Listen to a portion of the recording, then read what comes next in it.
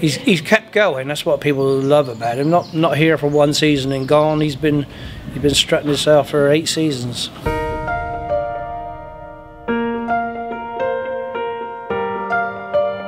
Well, he's been amazing. I mean, the longevity of it is sort of the highlight, you know. It seems an age ago that he was sort of arrived here as a 3-year-old, and then when we went to Fontwell, it was incredible. His first day, we knew he was working well at home, but we didn't expect him to go and win like he did. And then the excitement just started. That's when we sort of realised he was as good a horse he was. But you know, it's quite sad to think it's coming to an end, to be honest.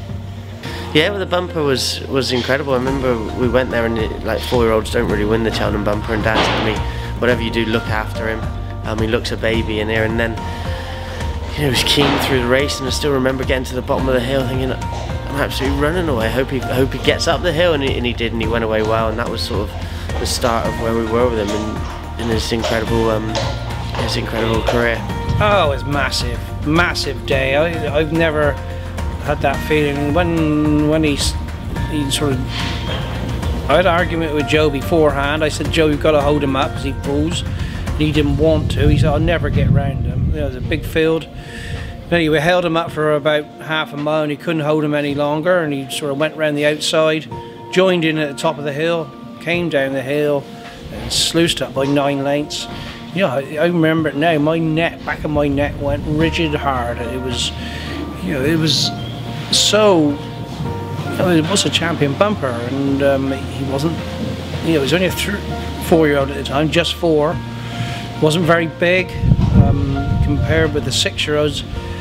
I remember looking at Willie Mullins had about 6 in it, and they were some of 5 and 6-year-olds, great big horses. And I wonder what were we doing there with him? But you know, he's obviously he was a very good horse then, very good horse for the next 8 years.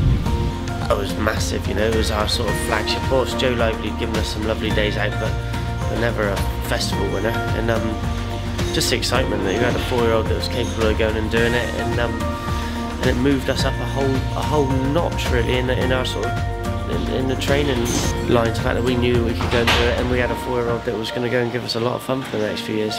In the summer, you know, if there was 20 horses in the field, we stood at the back. He wouldn't be one too much for mixing. You know, when we turn him out after Sandown, we could put him out in a paddock on his own, and he'd be quite happy to graze out there.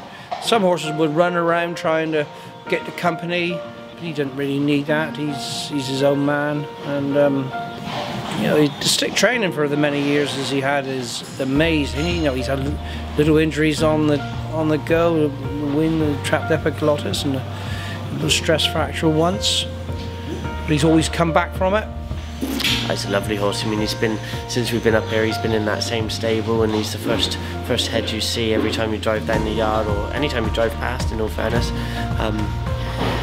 You know, he's a bit of a handful to ride. He can be quite strong, but he's a gentleman in and around the stable and around the yard. The best memory was when he came down the hill in the champion bumper. It shook me, and you know, we've had some lots and lots of great days, but my fondest memory is when he won the champion bumper. That memory, those early days, the first 2 runs will stick in my mind more than any of the other 40 times he's run, because it shook us to our bone really how good he was. My favourite one is the Ryanair. You know, that day he was sort of being questioned by a few people, and but he jumped, he travelled, and he put it to bed nicely, and he was an absolute pleasure to ride that day. The last for Q-Card, he sees a good stride, he's over. First Lieutenant 6 lengths down, and off at the running, it's Q-Card pricking his ears, having a long look around, but he's got a big lead over First Lieutenant, Champion Court. Riverside Theatre's flying up the hill, may grab a place, but that's all it'll be, because Q-Card wins the bumper in 2010, wins the Ryanair of 2013. And can you imagine a time when you walk into this yard and his head isn't poking out of his box as the first horse you see? It will be sad, won't it? You know, he's the one, since we've been up here, this is the 3rd season up here, he's been in this position. You know, when he was down at Venn, you know, he had, after this first year, he had the most prominent box, and he's been our mainstay. He's the one you know, you say, he's been making the pace all the time. The rest, you know, we've had some and I've got some good horses now, but I doubt very much whether we would be in this position. Well, we wouldn't be if Q-Card hadn't. Q-Card has given us a confidence that we can train the good ones. Has given our owners a confidence that to buy horses for us because of what he's done. He deserves a big send-off. He's become, I mean, there's a great crowd out there, and he's become the people's horse. You know, they love him, and the horse will enjoy it, and they enjoy seeing him one last time. Yeah, he's a champion in every way because how he's maintained. He's won 9 Grade 1s. He's been brilliant.